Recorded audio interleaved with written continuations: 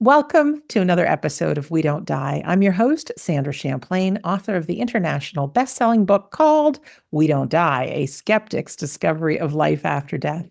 And just a reminder, my home base is wedon'tdie.com, where you can always find things like our free Sunday gathering with medium demonstration included. We have psychic, medium classes. I have a Patreon community, so if you're somebody who's interested in supporting my work for as little as $1 an episode, you can be part of Patreon. And what that gives you, it gives you a full clickable list of every piece of work I've ever done between this show and my other show, Shades of the Afterlife. So there's about 700 episodes in total that you get your fingers on. You can search that. You'll also get episodes before the general public, and you'll get them commercial free. So you can find everything at the front page there at wedon'tdie.com. Now, on to our beautiful guest. It's Emily Rodavich. Emily is an award-winning author of 2 books. The first, Mystical Interludes, An Ordinary Person's Extraordinary Experiences, which includes her near-death experience. Also, Mystical Interludes 2, which is a collection of ordinary people's mystical experiences. In 2017, she founded the Mystical Interludes Discussion Group, which is still going strong.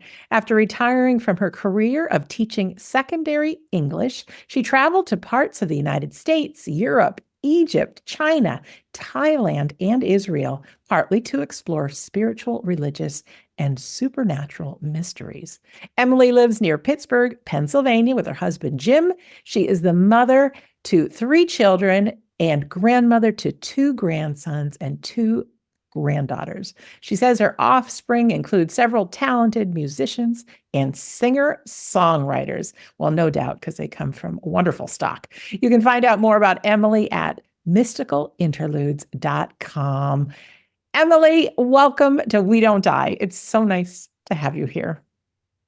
And it's great to be here. Thank you for that lovely introduction, Sandra. Oh, you're most welcome. I know we met in person a couple of times back in Philadelphia, and then way back when I did my We Don't Die conference in Boston. And you've got a lot to share. So I know you and I have talked before, but could you tell us about you? Tell us a little bit about your history, some of your experiences, what made you create and write Mystical Interludes. I'd just like to turn it over to you to share your story. Thank you, Sandra. I would like to begin with the quotation that I put at the front of my first book. And it has truly given me my current view of the world. It is by Soren Kierkegaard, the philosopher. And the quote is, "Life can only be understood backwards, but it must be lived forwards." So, I would like to share with you my current understanding as a result of listening to that quote and looking backward. My current understanding is that of human life in general is that human beings are souls in human bodies. We are both physical and spiritual, but we kind of get short shrifted because we forget the spiritual part most of the time.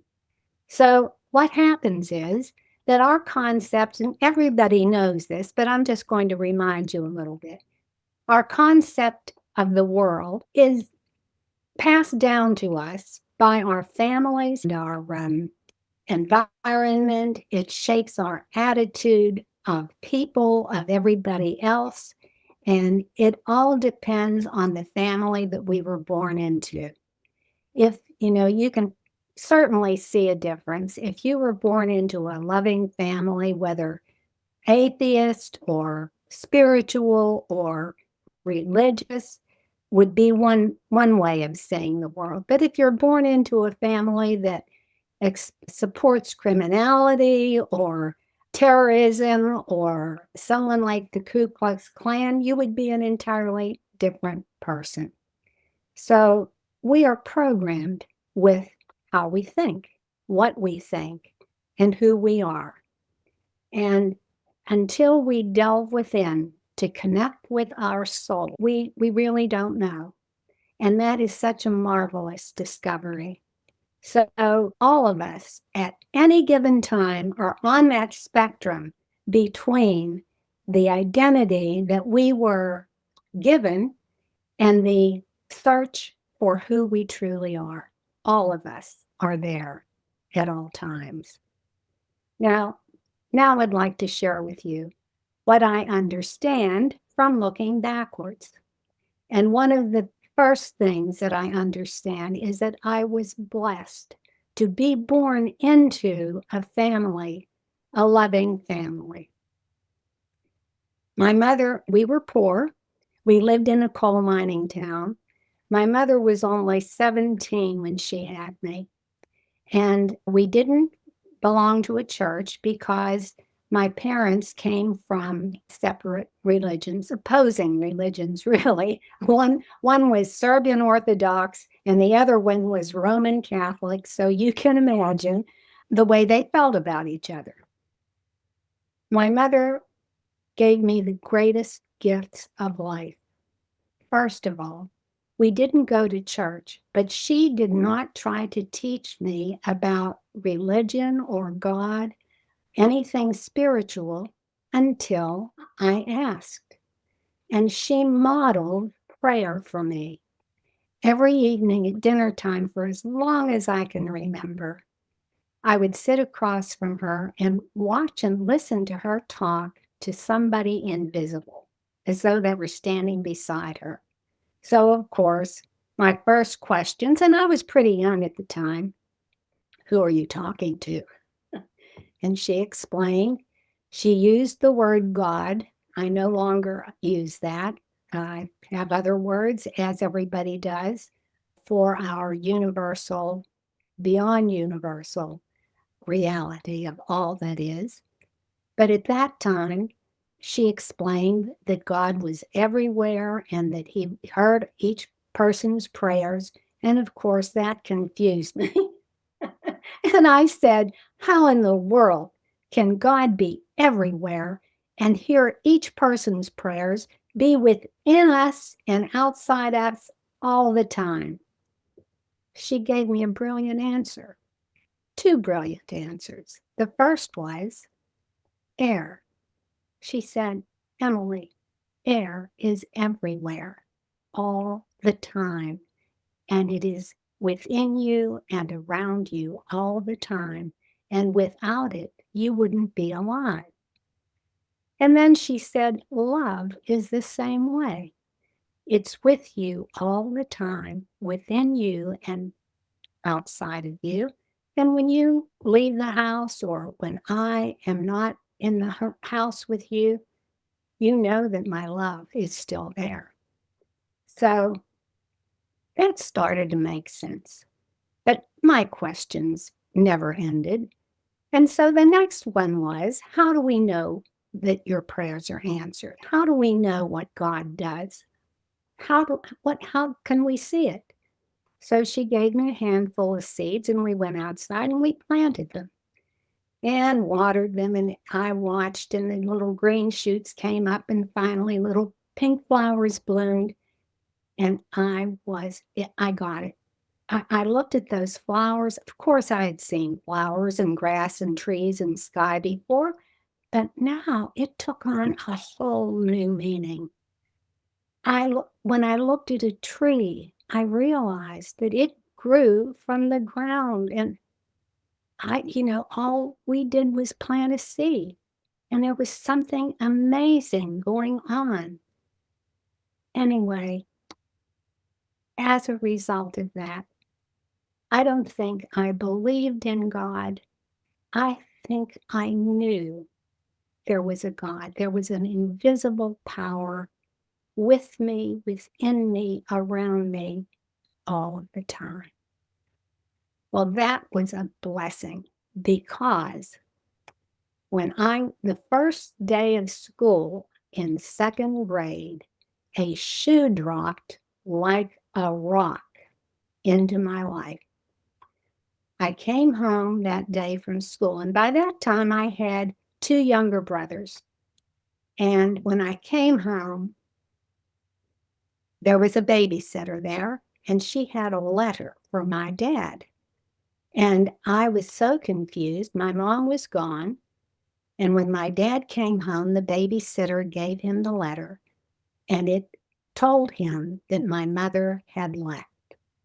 Now, she had good reasons. My father was a heavy drinker at the time. They were young. They were they had a lot of life to live. And I was stunned. We were all stunned. My father immediately packed us up and took us to another town. We lived in a little coal mining town. He took us to another small town several miles away. Carmichael's, Pennsylvania is where it was. And we just were kind of taken there to his aunt, his sister, Emily, who was my namesake, and my aunt, of course. And they had no children. She and my Uncle Ratty had this big duplex house that they lived in on the second floor. And we were delivered there. My brothers were put in the spare bedroom in a double bed where they slept. And I was on a sofa with hard springs in a sitting area. That's where I slept. I knew nothing. Nobody told me where my mother went. It was such a stark disruption overnight. Our lives had changed. And what made it worse is that my aunt was abusive. Now, I'm not going to go into details, but you'll understand when I tell you that she withheld letters that my mother wrote. And my mother called, I don't know how many times. And of course, I was never told. I guess my aunt would hang up on her. My aunt was very bitter toward my mother. And this went on for months and months. And I cried myself to sleep every night. But I also prayed because I believed in that power that was everywhere and also with me. So I prayed every night and cried until I fell asleep. My life was damaged in other ways. For example, I was a pariah in second grade. My aunt was not used to doing all the laundry that we created. So when I got up in the morning for school, she would put on me anything that was clean. And sometimes I'd show up in a plaid skirt and a polka dot blouse with my brother's brown socks on, which I was small for my age, and my aunt would stretch them over my feet and stuff my feet into my shoes, and off I went. So it was a long, miserable time.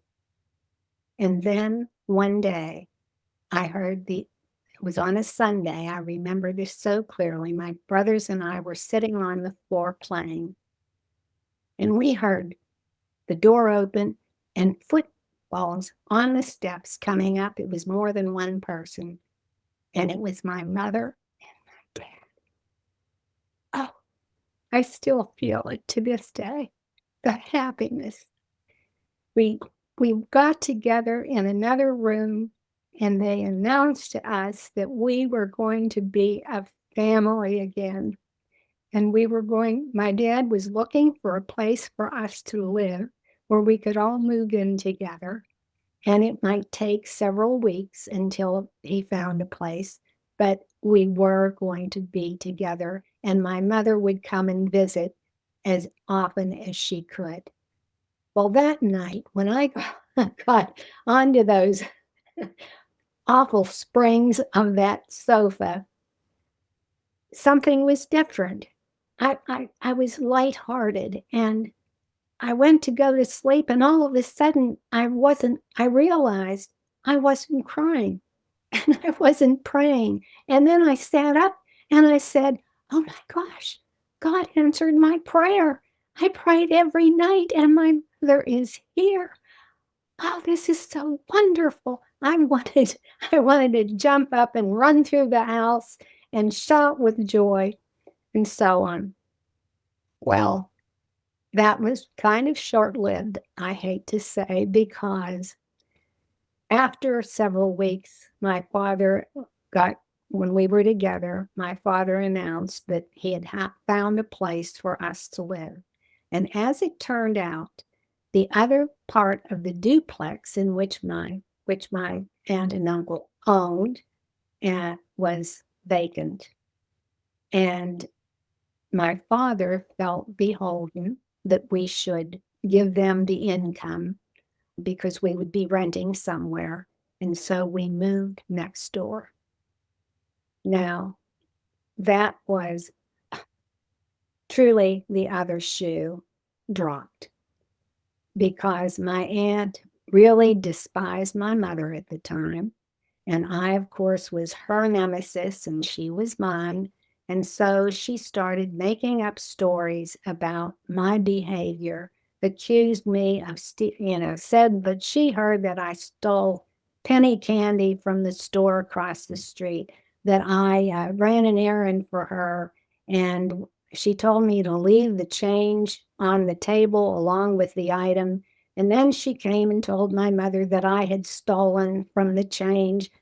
Things would break and she would blame me for it. My mother was miserable and I was filled with misery and hatred toward my aunt.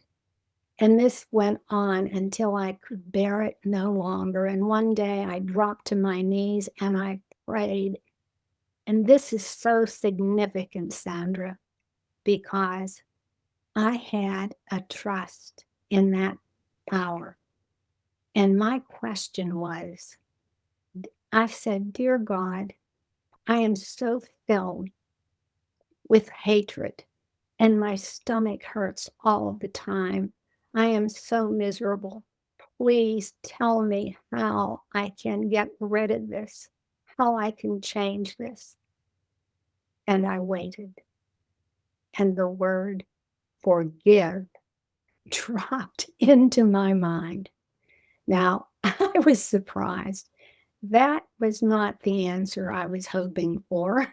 I had other ideas of how all of this could change.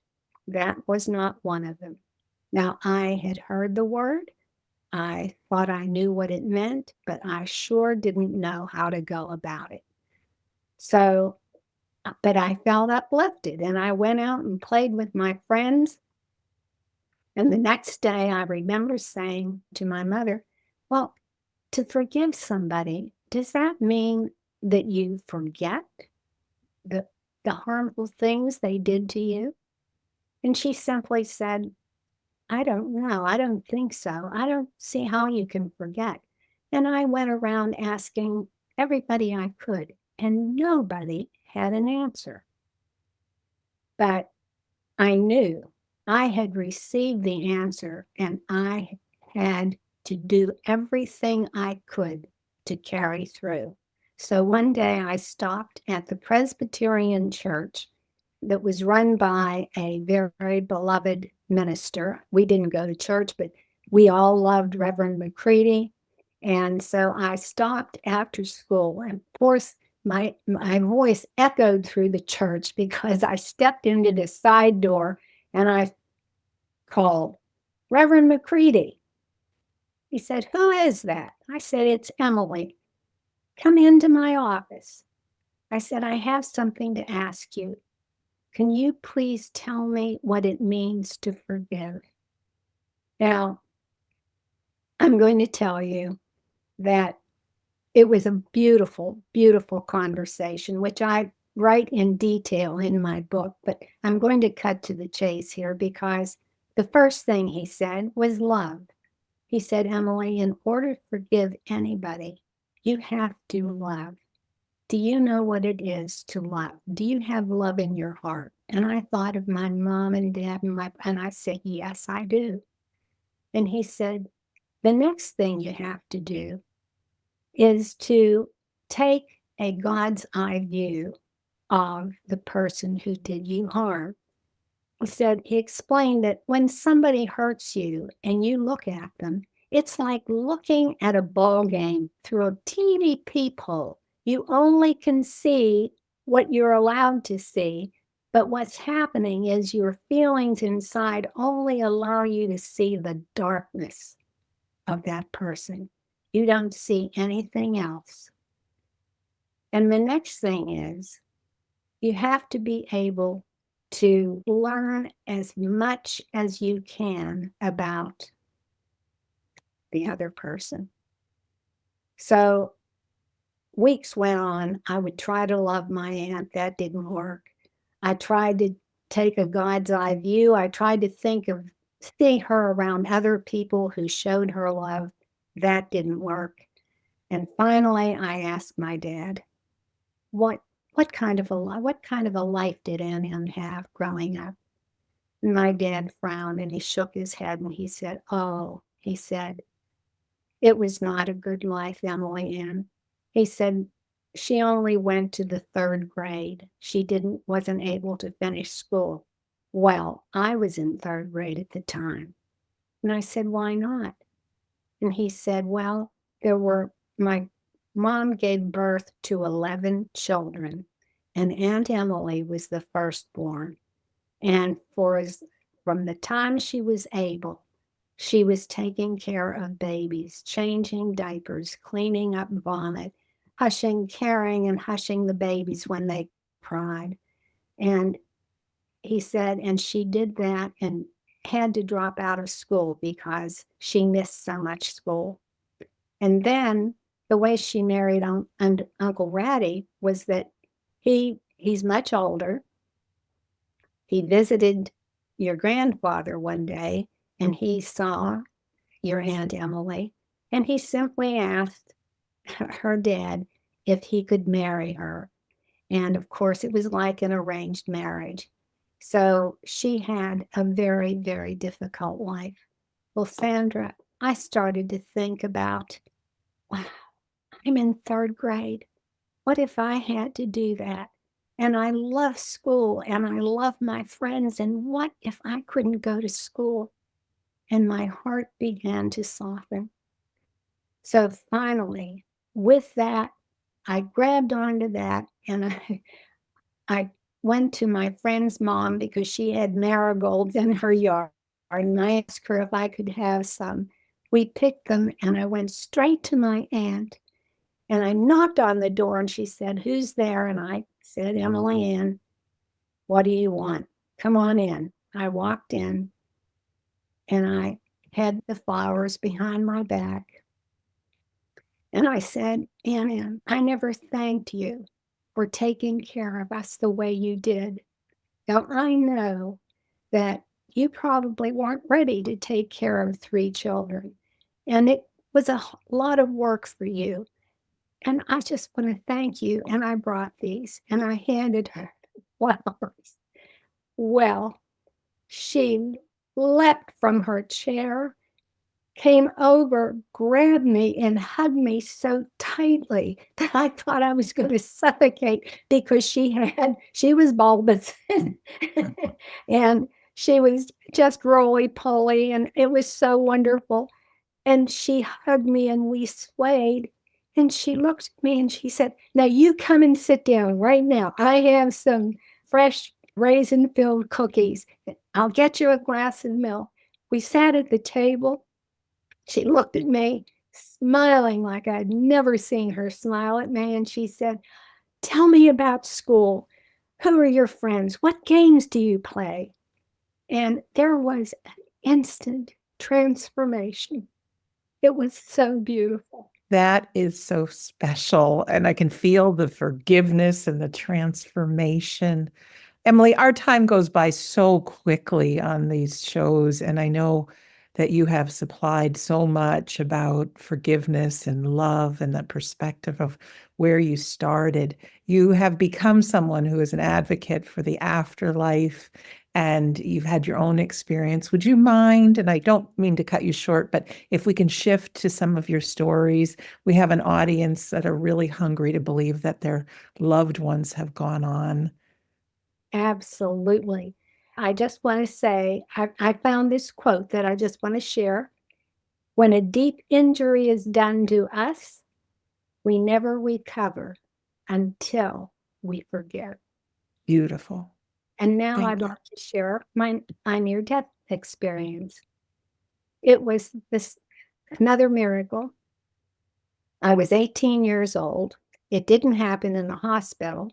I came home. I had severe allergies, and I had an allergy shot from a specialist this particular day. I came home, and after I was home for a while, my body began to swell and swell and swell until my eyes were just swollen shut. My body was at least 5 times its normal size. My skin split. I was, it was in July. My mother took me up and put me in my bed with nothing but a sheet. There was no air conditioning at the time. And what happened was my throat and my tongue began to cut off my air passage. And I started to go in and out of consciousness. And the last thing I heard was our family doctor saying to my mother, Veronica, I can't do a thing for her. She can't swallow a pill. I can't inject her. All we can do is pray. Well, the next thing I knew, I was floating in outer space, in total darkness, but I was so free. And I looked way in the distance and I could see tiny stars in the distance. And I was just whirling and flipping and enjoying the freedom. No fear. I was just happy. I felt content.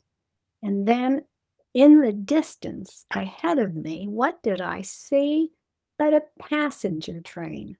Now, I have to pause here and tell you before I go on that every near death experience seems to be suited to the individual.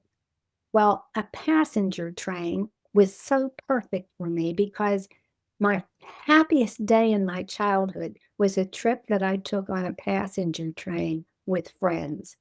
So when I saw that, I was exhilarated and I was immediately looking in the window of the train. And what did I see? These elderly people sitting like very, very rigid, and they were all dressed in dark colors. The men had on black fedoras, and the women had on, you know, dresses in navy and brown and black. And they all had hats with long veils down to their shoulders. And then I looked at the back of the train and I saw myself.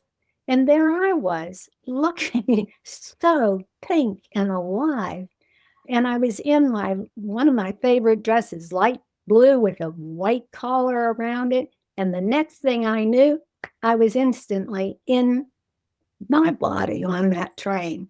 And I was looking at the backs of the passengers. And I was excited with no fear.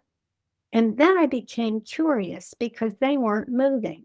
Now, the other thing that I have to insert here is that at that particular time of my life, I had a morbid phobia of death.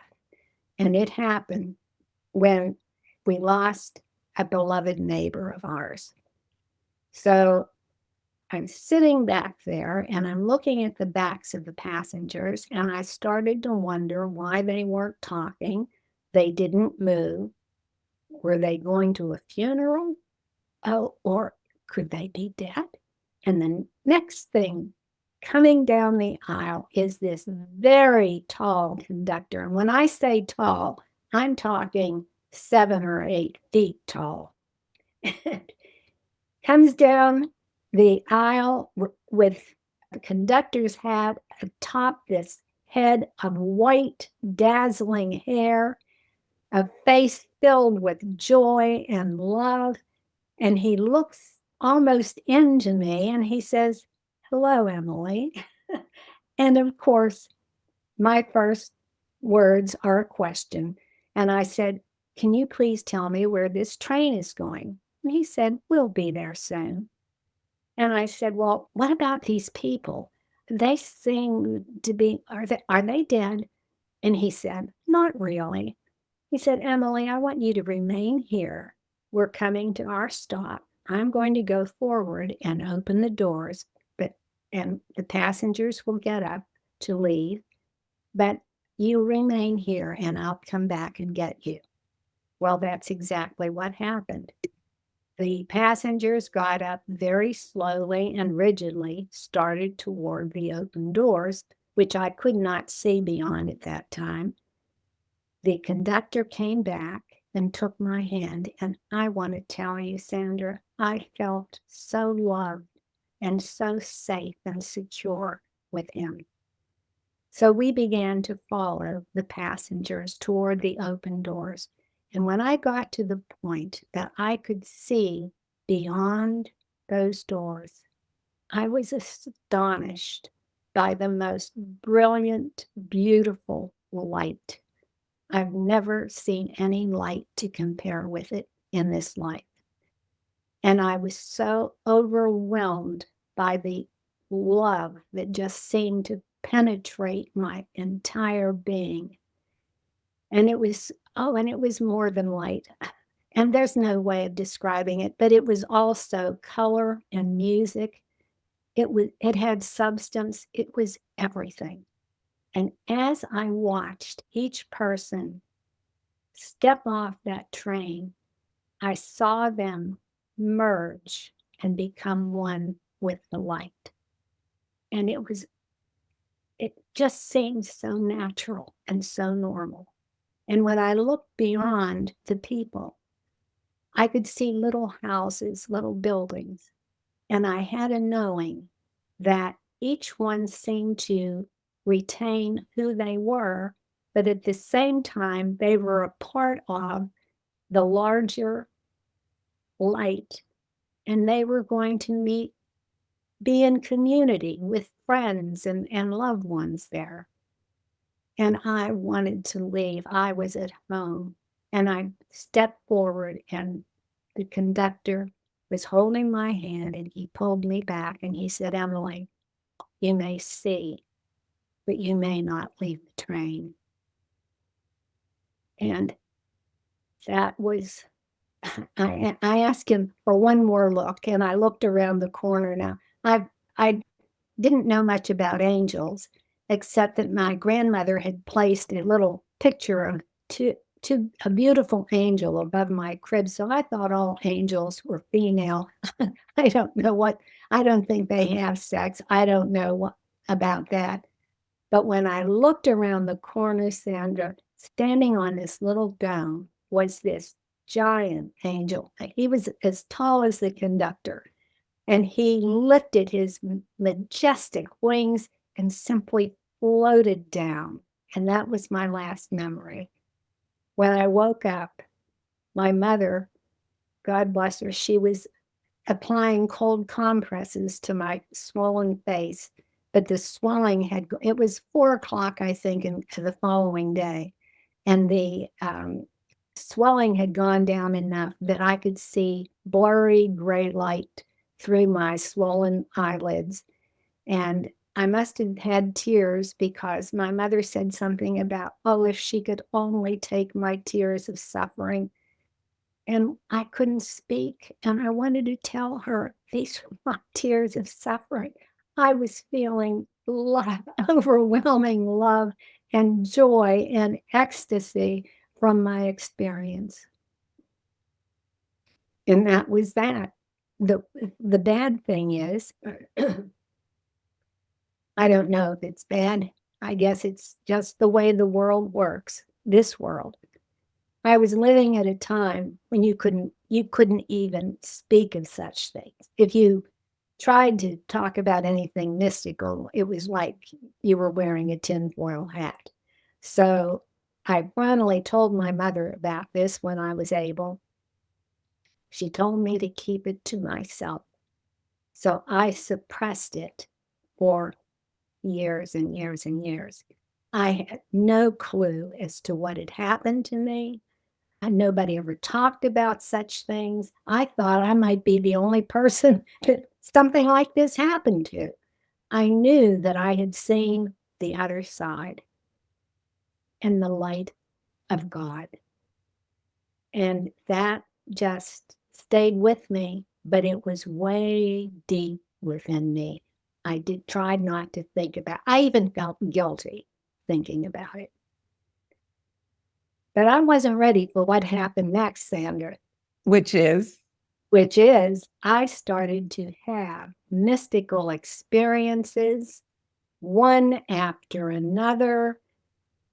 It was just overwhelming. And I think, right, I made a list. I'll tell you, I have had everything from coincidence, synchronicity, automatic writing, an out of body experience, a past life experience, deja vu, channeling, spoon bending, apport, signs from departed loved ones, a deathbed experiences, lucid dreams, and there probably are more that I didn't even list here. There are, sorry to interrupt, there are after effects that we hear of near-death experiences that open people up in these ways. And most of our listeners here have a loved one who has passed, somebody very dear to them.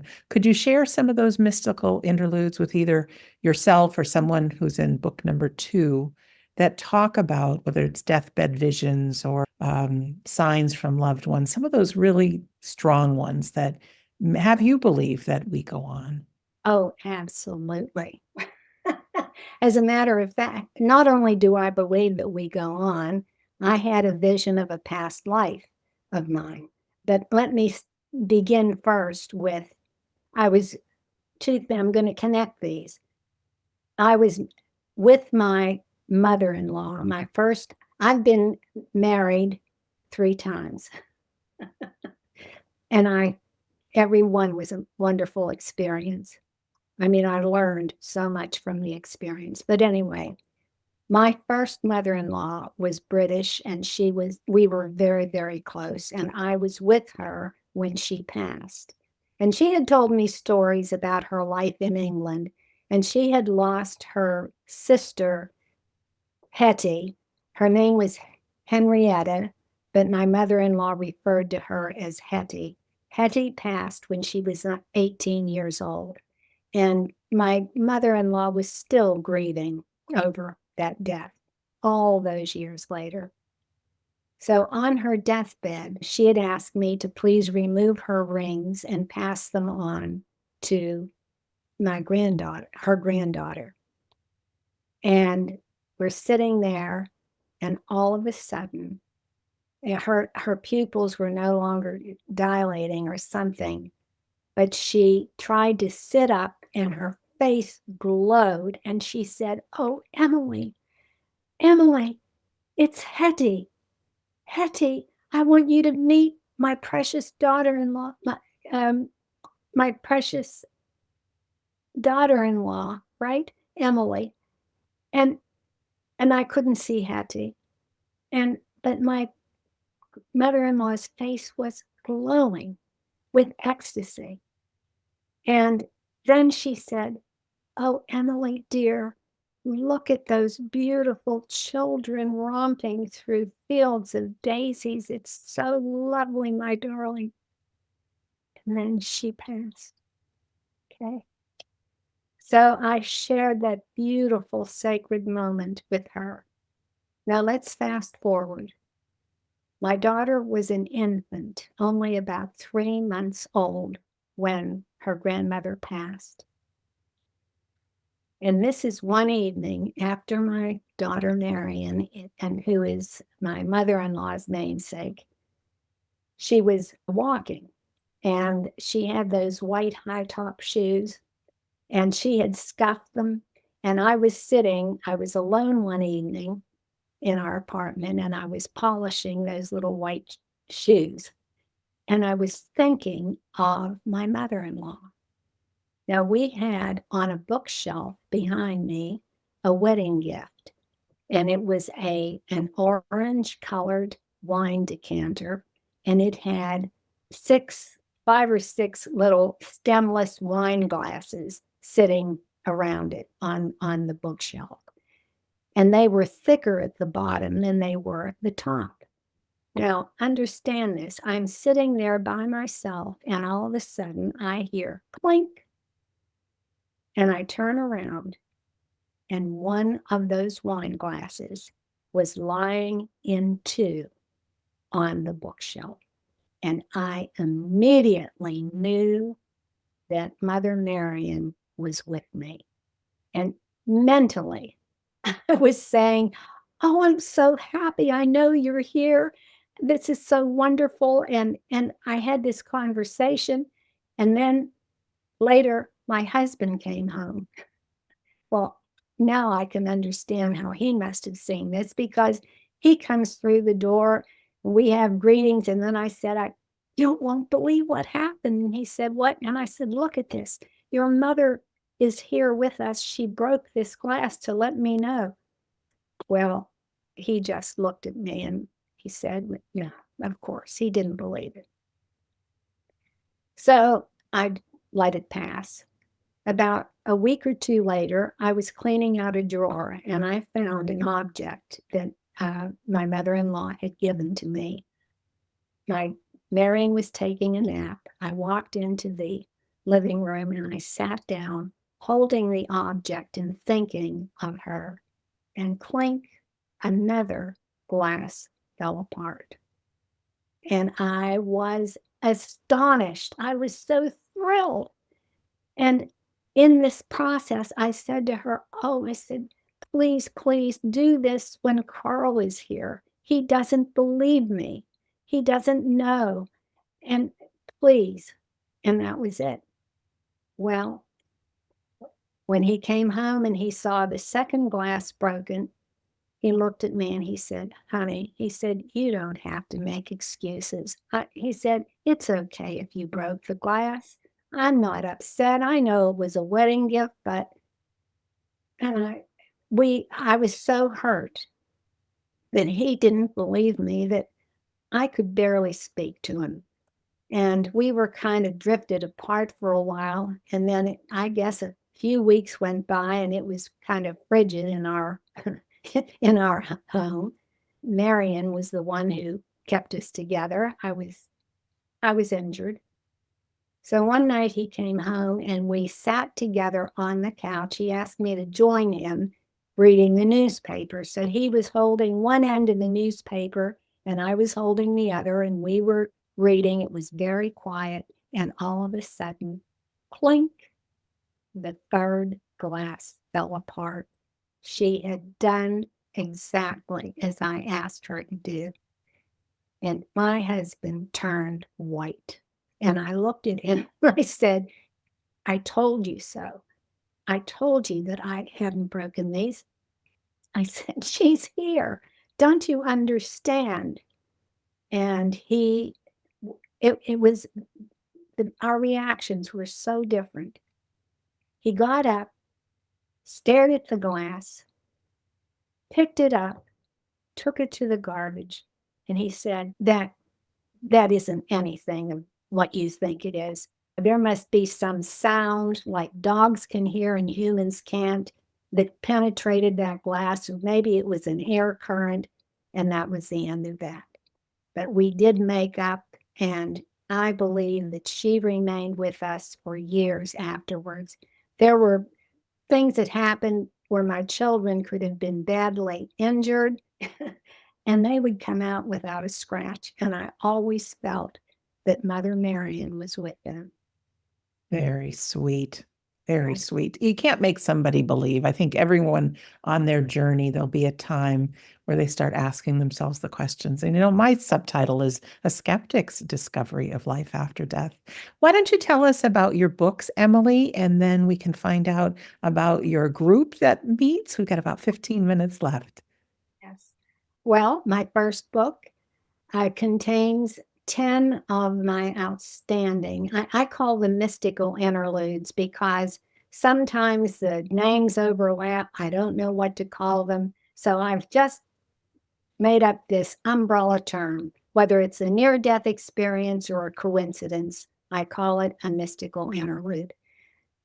So my first book contains 10 of my outstanding ones. And what happened was, Sandra, I started speaking to local groups. And at the end of my talk, people would come up and they would ask me, they would say to me, "Oh, let me tell you about my experience." And that's how the Mystical Interludes discussion group was formed, because I said, we need to share these. And we are still doing that today. We now have 2 meetings a month. One is in person and one is a Zoom meeting where we have speakers.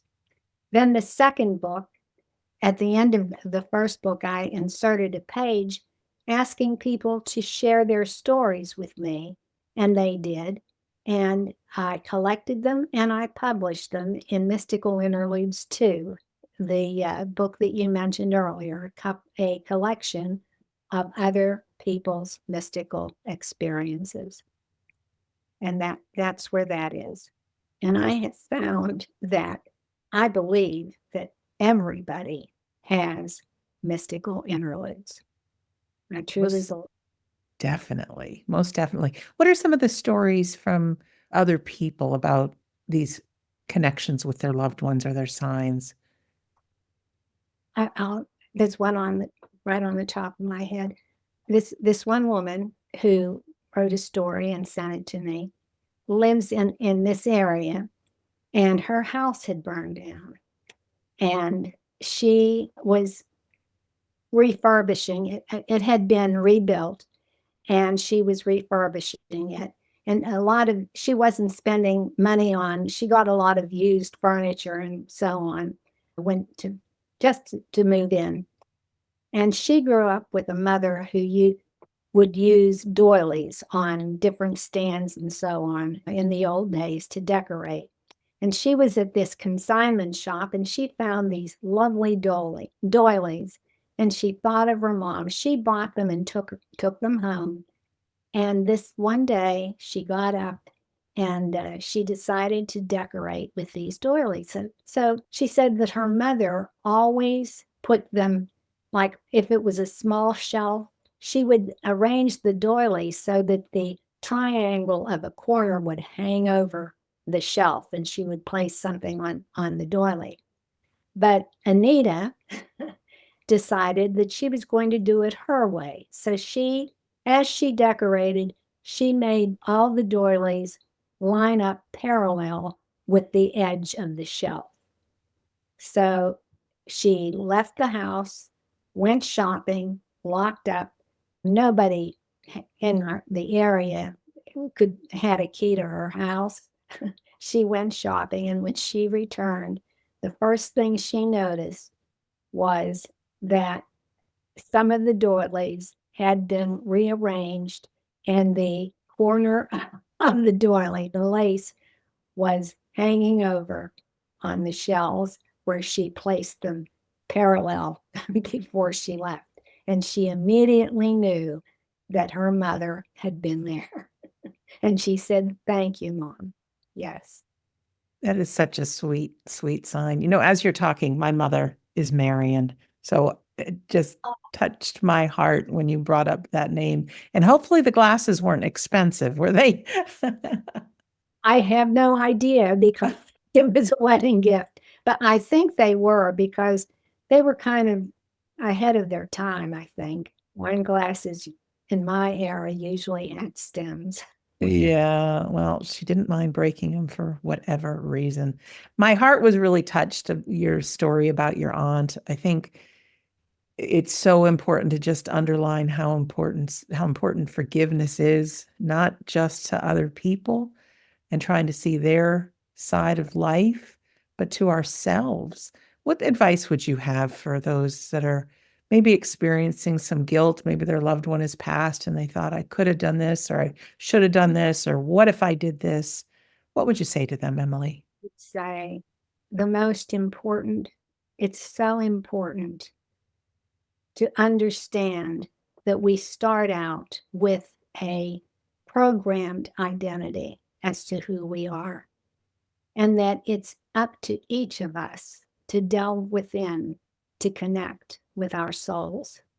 And in order to do that, you have to go past the programming when you really were operating under a different system. You probably did things that you didn't have the awareness of who you truly are, and you were unaware of what you were doing. So it's so important to realize that. I often think of the last words that Jesus spoke. When people were killing him, he said, "Forgive them, they know not what they do." And you can look within. Just stop and think for a moment who you were when you were 10 years old. Look back at who you were when you were 17, when you were 37, and wherever you are, who you are now. You probably did things, we all lie, you probably lied, maybe you stole, maybe you cheated. If you know who you are today, or if you're searching, you're aware that you knew not what you were doing. Forgive yourself. Forgive yourself and love yourself for who you truly are.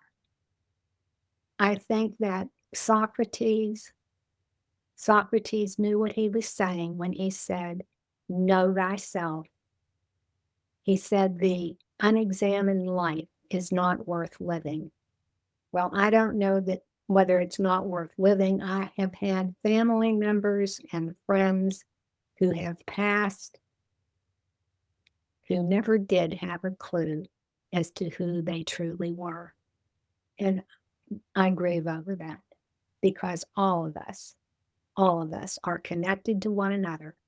All of us have our spiritual sides, our souls. Oh, thank you for that. And I have faith that there's good people that may never challenge themselves. They may never ask these questions, but we know so often with so many stories of life reviews that we get to see the impact we've had on others. And I think they get it. I don't think it, I know it, that they get it and they saw what their life was for and the difference that they made. And so let that go. Let that go. Let's get back to the train because a train's coming for all of us sometime. But your near-death experience just sounds for, a young person to not be able to get off the train, but to be able to see. I don't even know what I'm asking because it was just a beautiful vision of sitting on that train. And I know you said it happens differently for all of us. It can anyways, due to our beliefs. But what do you think you're going to see when that moment comes that you're back on the train?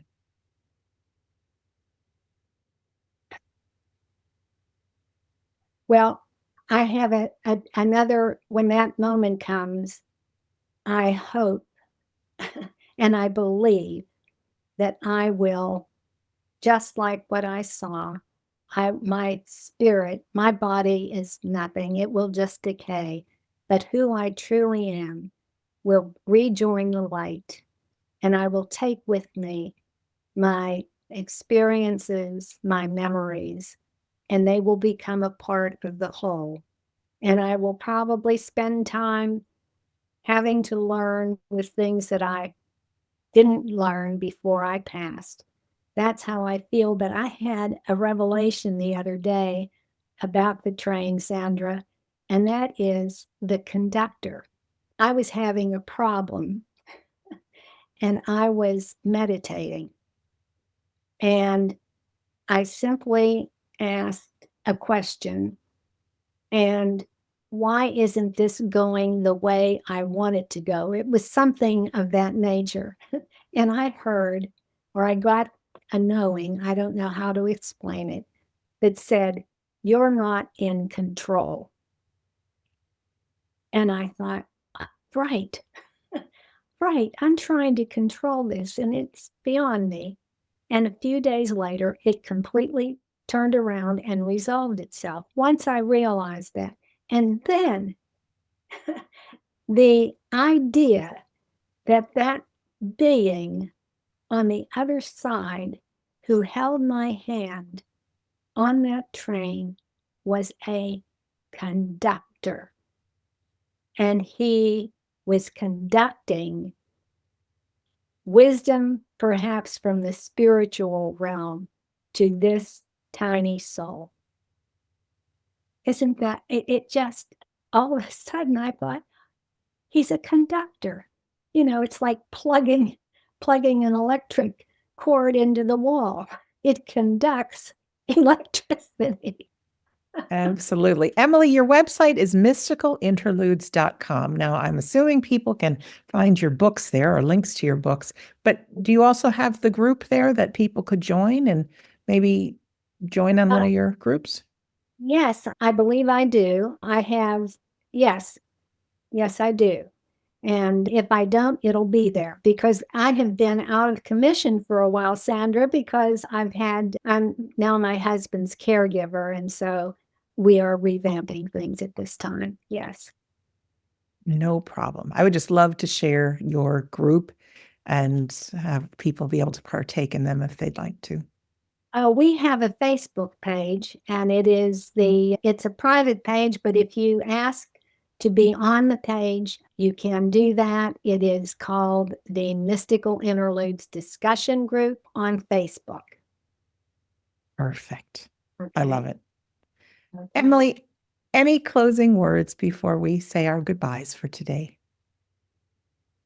Any closing words? I think the sum total of what I have learned from these blessed experiences is that I would ask everybody to make every effort you can to know yourself, to be brave enough to face your dark side, to face your shadow, to love yourself and forgive.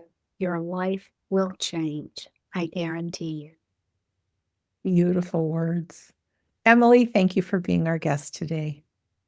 Thank you, Sandra. It's been a wonderful pleasure. Absolutely. Filled my heart with joy. For our listener or for our viewer, thank you so much. If you listen to We Don't Die, I've got a page on YouTube. So you can easily just go over to YouTube and type in We Don't Die or Sandra Champlain. You'll find lots and lots of episodes if you want to see us. If not, that's okay too. Remember to check out Emily's Mystical Interludes books and her website, mysticalinterludes.com. And as always, you can go to wedon'tdie.com. If you go to the very bottom of the page, you can enter your name and email address and be part of my email list. There's some lovely bonuses there. It says you get the first few chapters of my book, We Don't Die, but it's actually the whole book. And there's some other surprises that I won't tell you about. You just need to enter to be part of it. Also at wedon'tdie.com, click on the store page. Lots of free things there as well as upcoming classes and such. But we offer a free Sunday gathering with medium demonstration included. It's just an inspirational, non-denominational service. It's very empowering. We've got a group of between 150 and 200 people from around the world that attend on Zoom every week, and it's wonderful. Really is wonderful. So you'll find that and so much more. In closing, my name is Sandra Champlain, and I'm always so happy to be your host on We Don't Die. I do believe that life is an education for the soul and that your life here on earth is important. So yeah, take that time to get used to you, figure out you, do that personal investigation. And then know, as Emily started saying at the very beginning, I forgot exactly how she said the quote, but we can look back upon our life and even the toughest things that happen, we realize that those things have led us to who we are today. So if you're going through a tough time, do the best you can. You can ask for help, all those good things. There's people in both sides of the veil that are around to help you, but also know that what you're going through, you might make a huge difference in the future for somebody who needs to hear exactly from you. So don't ever lose faith. So I really want to thank you for listening or for watching, and we'll see you again soon.